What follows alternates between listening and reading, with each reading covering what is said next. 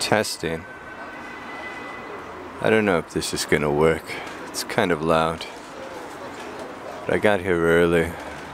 No one's really around yet. It's just me, my Yeva, and an ambulance. Alright. When was the last time you got your butt kicked? It's a real eye-opener, let me tell you. Or in my case, it gave me a swollen shut left eye and a hole where a tooth used to be. And it ain't like in the movies. I sure as hell wasn't a kung fu master or Bas Rutten. I was putty. And Tyson was right. Everybody has a plan until they get punched in the mouth. There's gonna be lots of cuts because, yeah, I need some more beer as well. But here we go. 8. 3 lessons from getting beaten up. And those are not her panties.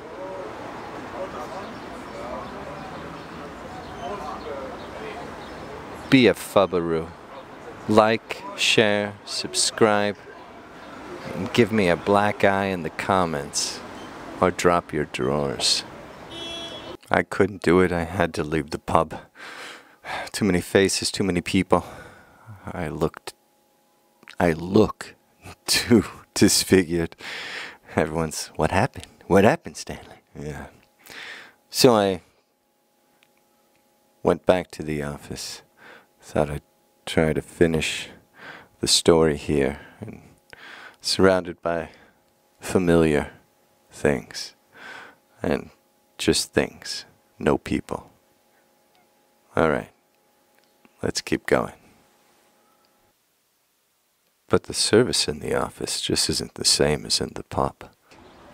Can I get another one? I've just got cold coffee today.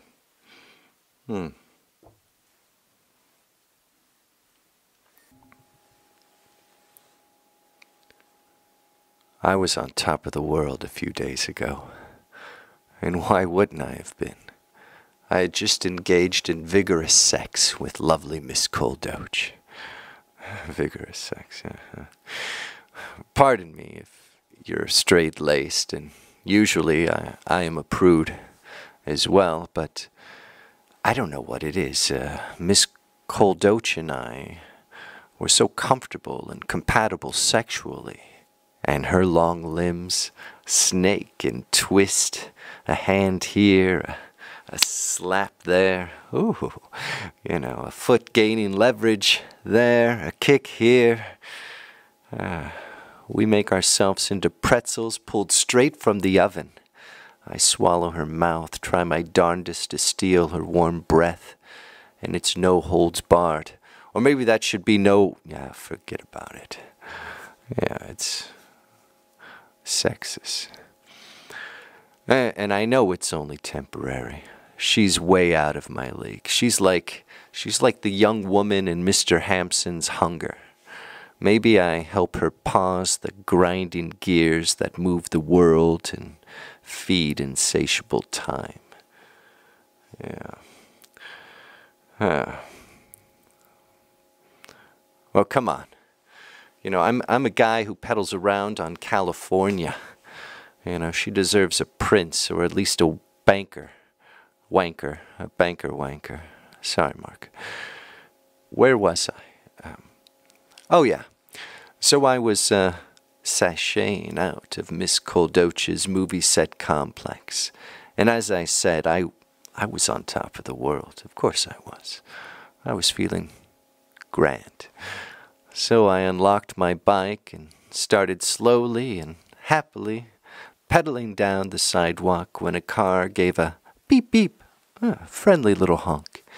I stopped, and the tinted right rear passenger window of a new or newish BMW 750, you know how expensive those damn things are?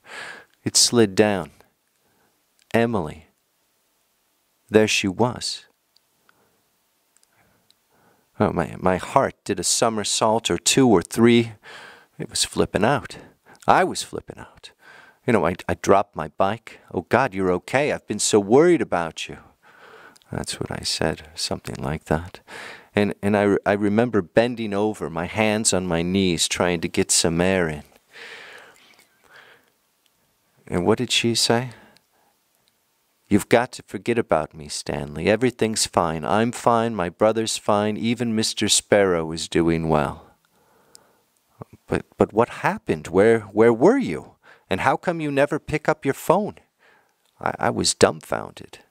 And her voice, there was something off about it. I couldn't understand what was going on. Then the front passenger door opened, and out stepped a man that would make Raph look like a little girl. He was a Hulk, a frickin' King Kong with a well-trimmed beard. Oh, one of those guys. Yeah, he smiled at me. I smiled back. And then two other large men, not as large as him, got out of the car on the other side. Damn, those guys, they looked rough. You know, they started walking toward me. I looked back at Emily. "What's going on, Emily?" I asked. And she said, "Sometimes people need convincing to let sleeping dogs lie." Sleepy? Who ever says something like that? I mean, where'd she get that? And then I learned my 3 lessons from getting beaten up.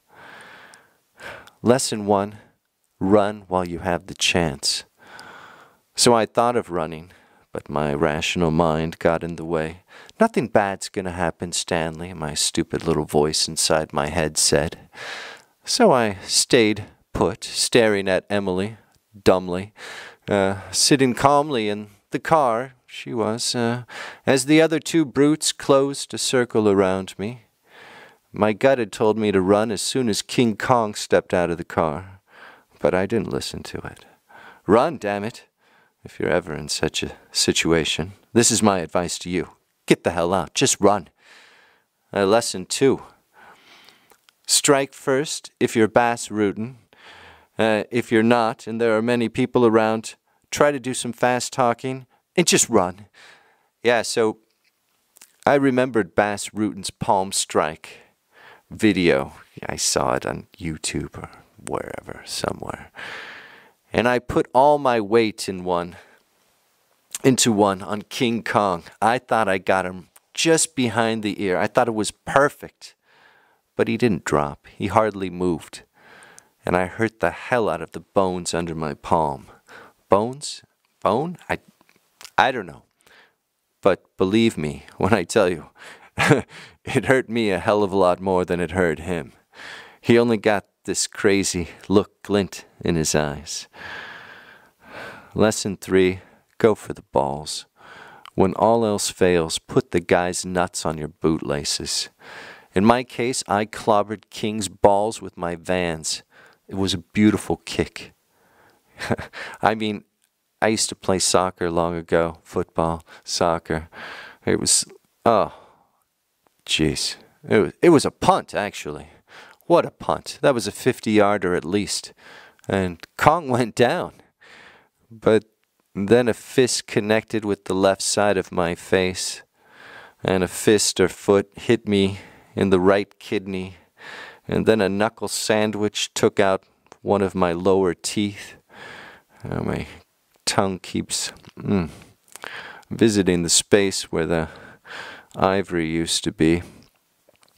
I can't remember if I got punched or kicked some more. There was lots of black. And the next thing I recall is lying on the cold stone pavement and seeing Emily's bare legs. She must have been wearing a dress or a skirt. And she dropped her panties. What? And she flicked them at me with a foot. They landed on my face. Of course they did. Yeah. I believe I asked why. Maybe it was a bit muffled because of the panties. I don't know. She said, a souvenir and a reminder for you to forget me and everything else. So now I'm disfigured. My face is a mess. It hurts, but I'll be okay. But was that really Emily? My Emily? You know, I just, those are not her panties. I mean, that wasn't Emily. I can't believe that was the same Emily. And no, I didn't sniff them. I don't know. You know, the Wu flu apocalypse is past, but it's like every day's really an apocalypse, isn't it? It's like we all have daily apocalypses. Multiple per day. Take care.